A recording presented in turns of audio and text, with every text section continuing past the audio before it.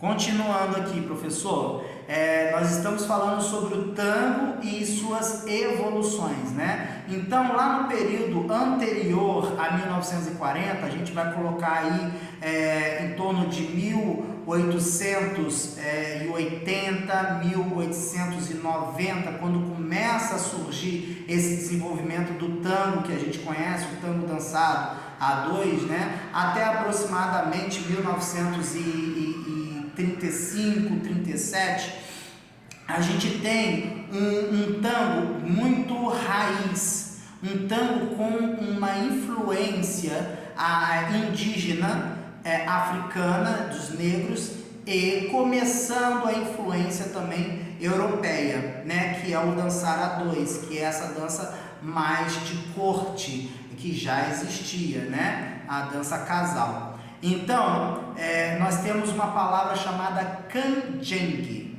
Canjengue, para nós entendedores de tango, canjengue é literalmente a origem da dança tango, só que nos seus primórdios, no seu inicial, tá? Então o tango canjengue, vocês podem ver em películas de Carlos Gardel. Eu tenho alguns vídeos até no YouTube, trechos de vídeos de películas de filmes de Carlos Gardel, né, em que você vê como era dançado naquela época. O tango daquela época era um tango arcado, era um tango com a sua estrutura, eu vou levantar aqui, a sua estrutura era um pouco para baixo, era um pouco para o chão. O seu abraço não era um abraço clássico, era um abraço bem para baixo. O cavaleiro pegava a mão da dama e jogava na cintura dele. E a dama, o rosto da dama era colado na mesma direção, com o olhar também para baixo. Por que isso? Porque toda essa estrutura corporal voltada para baixo. Porque canjengue, na tradução do dicionário do lunfardo, que é um dicionário que a gente consegue no Google, tá? Lunfardo, dicionário do lunfardo, que é um dicionário do linguajar das gírias, dos guetos argentinos. Então tá lá essa palavra, e canyengue ou canjengue, como é verdadeiramente a verbalização da palavra, é o ato de se dançar concentrando a energia para o chão, cadenciado, pesado, estrutura corporal para o chão. Então a gente tem isso daí como o tango origem, o tango raiz, tá? O tango inicial é o canjengue. Nesse período, a gente está falando de 1800, final de 1880, 1890, ao período de 1920, 1930, começa a ter todo o desenvolvimento de uma dança chamada milonga, né, que é uma dança de origem, se não me falha a memória agora, espanhola, e aí tem esse desenvolvimento também da dança milonga argentina. Só que a milonga argentina já vem com essa estrutura de casal, e a milonga europeia, ela é uma dança solta. Então, a milonga argentina sofre sim alguma influência das danças europeias, assim como a dança africana, a música africana aqui está muito forte, não só africano, mas os cubanos, principalmente os negros cubanos dentro da milonga também o ritmo cubano, né?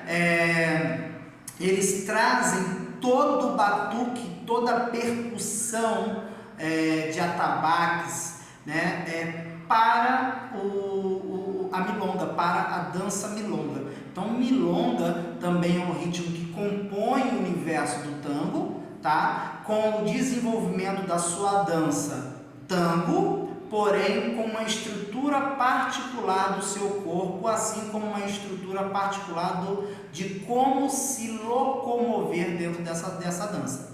Tá? Então a dança tango, ela é um pouco mais dinâmica, ela faz com que o seu corpo sinta vontade de se balançar, de se curtir mais, e é uma dança um pouco mais alegre em relação à dança tango. né? A gente considera o nosso forró argentino, né? Nós, brasileiros, que somos professores de tango, a gente associa a milonga ao forró argentino. Mas, por exemplo, Chiquinha Gonzaga já cantava tango, milonga, né? E que se parece muito com o machixe brasileiro. Então, a milonga, para a gente deixar mais explícito, ela é muito próxima do machixe brasileiro aí em períodos de Chiquinha Gonzaga, né? Bom, isso 1940, a gente vai partindo de 1940, a gente tem ditadura aí muito pesada, a gente tem aí períodos de guerra também, né? E Buenos Aires, como eu falei, Buenos Aires passou por um período em que tudo que era popular foi proibido. Então, tango foi proibido dentro de sua capital, né? Em Buenos Aires. E aí, como que eu vou conseguir desenvolver a partir de agora a minha dança, as minhas músicas, se eu estou proibido? Nas rádios não se tocava tango, né? Não tinha mais shows, não tinha mais casas noturnas de tango dentro da capital. Tudo foi para a região dos guetos, tudo foi para a região das províncias, né? Por esse período mais dramático da ditadura de Buenos Aires. Então, surgiu provavelmente, eu falo provavelmente porque tudo que eu falo provavelmente histórias verbalizadas em que a gente tem o conhecimento de pessoas que veio trazendo essas informações, mas que a gente não tem registro físico, né, politicamente aceito, digamos assim, né, como registro oficial, tá? Então, tango não pode ser mais tocado, falado nesse período de ditadura argentina. Claro, a gente está falando da capital, que a gente considera o berço, e aí alguma pessoa muito evoluída da sua época, pega o quê? Os instrumentos do clássico e compõe o tango com esses instrumentos clássicos. Então foi o primeiro momento em que a música tango recebeu de fato os instrumentos clássicos para a música. Assim como a dança também houve uma grande interferência, porque lembra que eu falei do canjengue, a dança antes de 1940? A gente fala do tango tradicional, agora a gente fala do tango clássico. O que é o tango clássico? É quando o meu corpo, a partir de 1940, eu saio dessa estrutura arcada para baixo e eu começo a ganhar a estrutura do balé. O balé ele ganha o mundo inteiro nesse período de 1940, né? Ele começa a sair da Europa e a ganhar todos os continentes. Então, claro, é evidente, Buenos Aires não ficou atrás, recebeu influências também dessa dança clássica, né? Dessa estrutura em que o corpo está mais para cima, mais elevado. E esse é o tango que na realidade a gente assiste, a gente vê e a gente aprende hoje, né, no mundo inteiro, que é o tango com essa estrutura mais clássica, com esse corpo mais para cima, né, mais alongado. E aí a música também tem essa influência que eu pego a estrutura da música valsa, que é uma música bem quista na sociedade, uma música de corte. A gente está muito próximo aí dessas influências ainda da corte toda, né, principalmente europeus. E aí ele funde os instrumentos de tango típicos de tango, o bandoneon, o piano, né, a tuba, e aí ele traz isso para os instrumentos clássicos e aí sai o que a gente chama de tango valse. Eu coloquei algumas listas aqui para mim de música para mostrar, mas eu não queria que o vídeo ficasse muito longo, mas no finalzinho eu vou pegar assim trechinhos de cada música para a gente deixar bem claro as diferenças, né? Bom, Buenos Aires, assim como todo o mundo, sofre uma outra influência. A gente está falando de períodos históricos, né? Então, a partir, assim como no Brasil, a gente sofreu muita influência do flashback, né? Aí um período disco também, anos 70, 80, né? A era disco, né? A gente tem o ano de 1900, entre 1900 e 2000, uma forte influência do batistaca. O que é esse batistaca?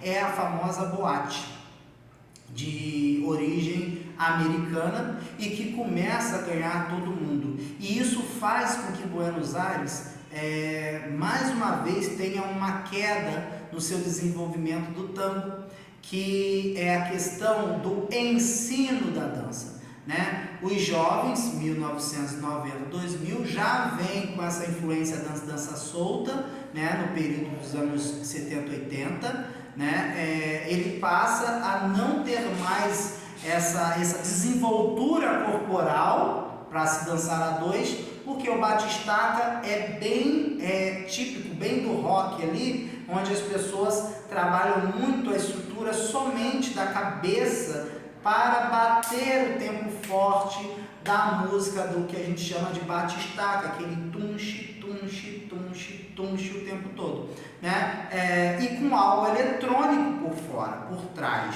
dessa batistaca. Então, começamos a ganhar um período de pouco desenvolvimento de novos integrantes no mundo do tango.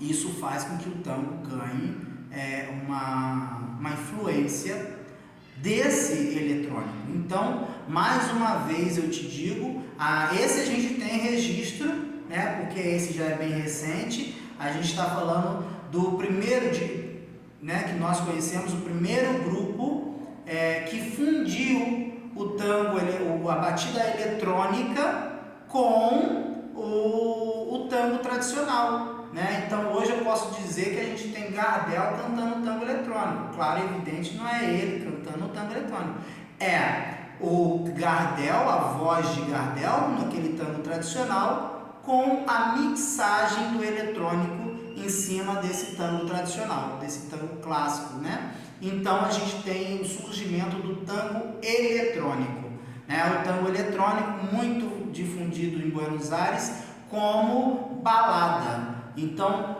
surge nesse período várias casas noturnas que as pessoas iam para lá dançar soltas, mas escutando o tango eletrônico. E esse foi a maneira que descobriram de introduzir novamente aos jovens aquela música de sua origem, né? O tango tradicional. Então os jovens voltam a se interessar pelo tango, pela dança tango, com essa finalidade do moderno, né? Do eletrônico. Bom, nesse período também, ano de 2000, 2012 mais ou menos, começa a surgir vários grupos novos que tocam tango. Então, composições novas, joviais, né? Já falando desse período mais moderno aí, mais, né? Temos as novas orquestras. Então, isso daí traz pra gente um tango novo. E eu vou explicar rapidinho o que seria um tango novo. Tango novo, todos os instrumentos também tiveram as suas evoluções, né? Principalmente os instrumentos de corda, que eram feitos antigamente com fibra, né? E hoje ainda tem os instrumentos com fibras, né? Com couro e tudo. Lá antigamente era couro mesmo, que dava um som fechado, né? Um som mais abafado, né? Se a gente pegar tangos de 1920, a gente tem esse som mais fechado, né? Mais abafado. E pós 1990, 1960, digamos assim, a gente tem muito forte o rock, né? A gente está aí nesse período 70, era rock, e que traz os instrumentos metalizados, né? Então, também tivemos essa evolução do instrumento, né? Principalmente os instrumentos de corda, né? Que é muito utilizado no tango. Então, esses instrumentos de corda passam das fibras e do couro para o metalizado. Então o som a gente chama de tango novo quando o som é mais aberto. A gente tem uma pessoa que trouxe esse metalizado aqui para o Brasil, né? Que é Gal Costa. Gal Costa foi uma das percussoras de incluir o metalizado dentro da MPB, né? Esse som mais aberto, inclusive a voz dela muito potente, né? Indo já para o agudo, né? Bom, então passando disso nós temos a contemporaneidade, que é o que a gente vive hoje, nesse período, que são qualquer música, qualquer música que eu consiga pegar no meu ouvido a marcação, a pulsação de tango e dançar um tango dentro dessas músicas. E esse ritmo a gente chama de neotango. Neo pelo contemporâneo, né? pelo novo, neo do novo também. Então, neotango seria a dança tango dentro de qualquer ritmo que me dê possibilidade de pegar a marcação, a pulsação para eu desenvolver a dança, a coreografia, tá? Dentro dessa música. A gente tem uma música que surgiu nesses períodos de 1900, 2000 e pouquinho, dentro do métier, do tango, claro, evidente, da Lorena McKennitt. É uma música típica grega chamada Tango tis Nefelis, né? que ela compõe inclusive para uma cantora negra este tango, né? Tango tis Nefelis. Eu nesse slide tangos e suas evoluções, nós colocamos um simbolismo, uma foto que simboliza o início lá do tango que foi desenvolvido por homens, né? Então tem eu e um parceiro da minha companhia, a companhia Alma Milongueira, Cia de Dança. Então tá aqui Rafael Isidoro e eu em uma das apresentações de um evento de tango que aconteceu. Esse foi aqui no Rio de Janeiro, tá? Passando desses slides, tem o relato de experiência, que aí fica com a minha parceira lá, a Patrícia, tá? De desenvolvimento. Ela vai falar o que nós queríamos. Ela viu os vídeos das aulas, assim, os vídeos que você também recebeu, os links, professor, que você vai ver também. E eu queria, assim, nós decidimos em conjunto ela fazer o relato de experiência. Por quê? Porque eu falar sobre o que eu estou fazendo é muito fácil, né? E é uma pessoa vivenciar como ela vivenciou, mesmo que virtualmente, né? Por ela ser professora já também e já ter toda essa expertise de identificar dificuldades de alunos, facilidades de alunos, assim como o desenvolvimento técnico verbal de um professor também. Então deixamos o relato de experiência para ela trazer dentro das linguagens dela, do que ela vivenciou assistindo os vídeos, tá? Claro que eu passei também os olhos em cada coisa, a gente ficou trocando figurinhas, né? E tudo que eu escrevia, ela revisava, tudo que ela escrevia eu revisava, e a gente teve um desenvolvimento muito bacana nesse trabalho. Espero encontrá-la nos próximos temas aí da faculdade, da licenciatura. Então nós temos os slides de experiência, todos as imagens, todas com fotos. Você vai ver que cada relato de experiência ela colocou uma foto para identificar do que ela estava falando também. Isso daí ela vai falar mais claramente para ti, tá? Tem aqui sobre a parte prática, e aí eu vou falar rapidinho sobre essa parte prática. Nós trabalhamos na parte prática com uma metodologia de um grande maestro, hoje ele não é mais vivo, mas um grande maestro chamado Chicho, argentino, e que ele desenvolveu a dança tango de forma numérica. Então a gente trabalhou com essa metodologia, eu trabalho com essa metodologia, na realidade eu mixo as metodologias, né, tanto com os nomes universais, né, exemplo, eu falo assim como tem no balé pas de deux, né, plié, todas essas informações que são nomes universais, né, ou seja, o mundo todo utiliza essa verbalização, eu utilizo também as verbalizações universais, que por exemplo são os ganchos, voleios, sacadas, desafio, enfim, várias outros linguajares, né? Gancho, já falei gancho, né? Sacada aérea, enfim, alguns dos nomes aí. Baldossa também, que está inserido no principal do tango. E eu falo também sobre essa metodologia numérica, que é pegar a movimentação básica do tango, que tem 8 numerações, né, e desenvolver toda a estrutura da dança tango a partir dessas numerações. Então eu consigo, por exemplo, fazer uma coreografia e quando acaba a coreografia eu identifico automaticamente em qual perna que eu estou dentro do meu passo básico.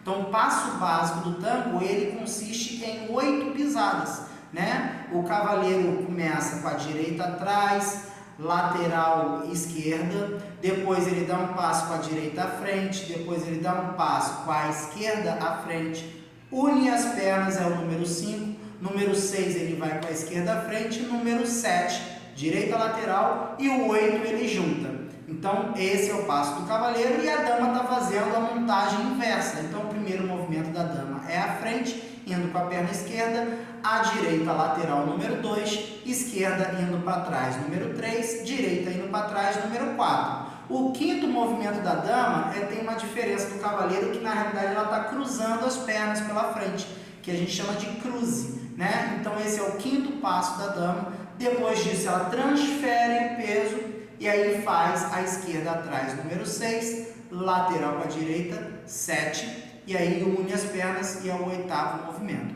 Eu vou fazer rapidamente essa parte prática, que também tem no vídeo, mas só para a gente compor aqui nosso vídeo de socialização, beleza? Depois nós vamos para as considerações finais, que quem vai fazer essas considerações finais, como a gente está fazendo em vídeo, eu vou deixar para a Patrícia também as considerações finais, porque nós iríamos fazer em conjunto, mas a gente não sabe qual vai ser a parte que ela vai fazer, e aí eu prefiro, como ela fez o relato de experiência, ela também ficar com essa consideração final, que é muito do que foi vivenciado, tá bom?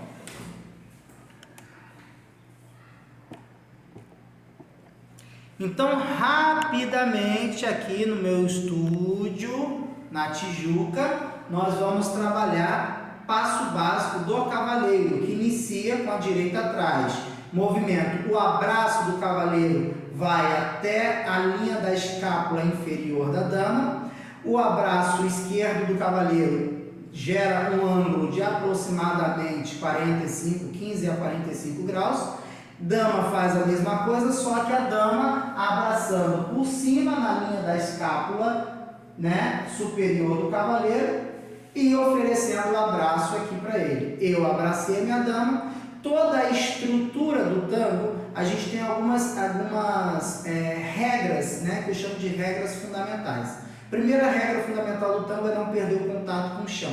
Segunda regra fundamental, a procura de pé, para a gente não dançar com as pernas abertas. Terceira regra fundamental vem com 3 sub-regras. Uma perna longe da outra, linha reta e sem peso.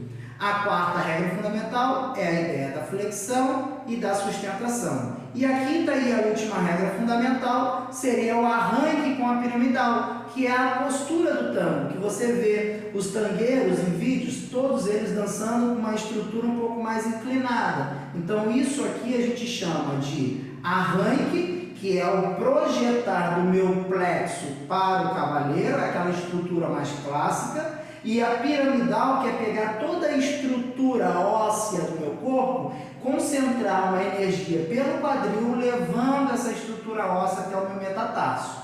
e aí eu ganho essa forma inclinada da gente dançar, beleza? Começando a nossa formação básica, nós temos o número 1 atrás, número 2 lateral, número 3 à frente, número 4 à frente. Cavaleiro uniu as pernas e fez o número 5. Depois ele vai à frente com a perna esquerda, 6, lateral 7, juntou 8. A dama, por sua vez, ela vai fazer a seguinte movimentação.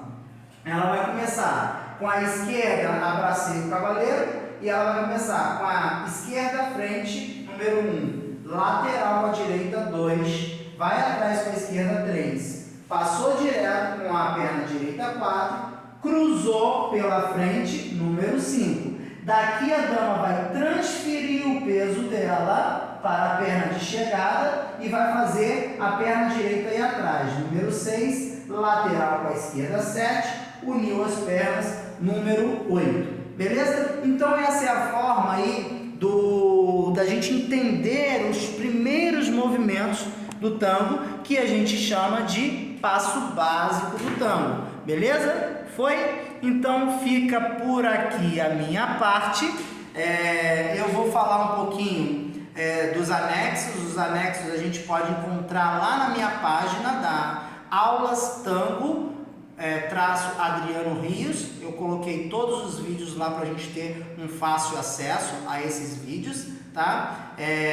A prática realizada com os alunos de tango do professor Adriano Rios. Para informações para fins acadêmicos da licenciatura, no dia 2 de dezembro aconteceu essa aula, e nesse link que você está recebendo nos slides, professor, foi aquele videozinho de 5 minutos que você pediu, tá? Depois disso nós temos as referências.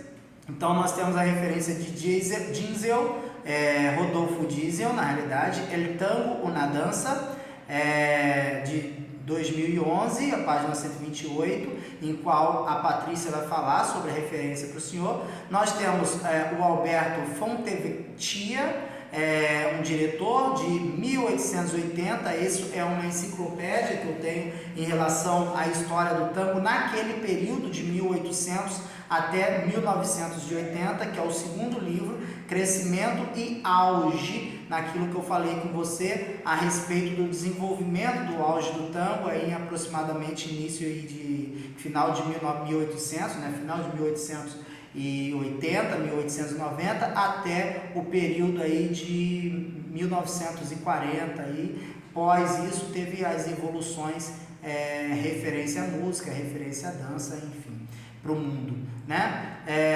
Nós temos Guilhermo Gassio, La História del Tango, tomo 20, é o 20º volume desse livro, também é um livro que eu pesquisei, que está falando do período da década do século 21, né? Primeira e segunda parte. Esse livro foi corrigido em 2011, e aí nós temos também referência, Manual de Danças Gaúchas e Dança de Salão, porque a palavra milonga, ela tem 5 significados, né? A milonga é a dança, milonga é a música, milonga hoje é o local aonde a gente vai se encontrar para dançar os ritmos referentes a esse universo do tango. Então é o local onde se tem um baile de tango. Milonga é uma dança típica do Rio Grande do Sul, né? E milonga é o estilo de um dançarino. A gente fala assim, aí esse dançarino é um tangueiro, ele tem um estilo muito para cima, muito alongado, né? Esse estilo é valseiro, esse dançarino é valseiro, você vê que a dança dele é mais fluida, né?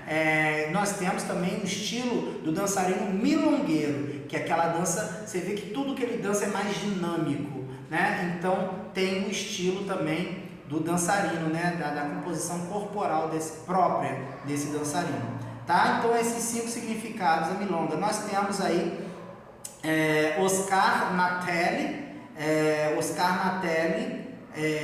Tangos e Negros, né? É um livro que teve o início de desenvolvimento dele lá nos primórdios do tango, mas ele foi de fato editado no período de 1984 pela gráfica Logos, em Buenos Aires, tá? Temos o Rodrigues, 1998, A Expressão no Contexto da Reeducação e da Terapia, Textos de Musicoterapia, página 35 e 42, e temos Sabá, que foi uma das referências que a gente colocou também lá nos slides, tá? O glossário Tango Dança, términos claves em La Dança del Tango Argentino, Buenos Aires, abraços 2004. Beleza? Encerro aqui a minha participação do vídeo na nossa socialização. O vídeo ficou grande, mas eu espero que você goste das explicações, até porque quando a gente está em vídeo a gente não consegue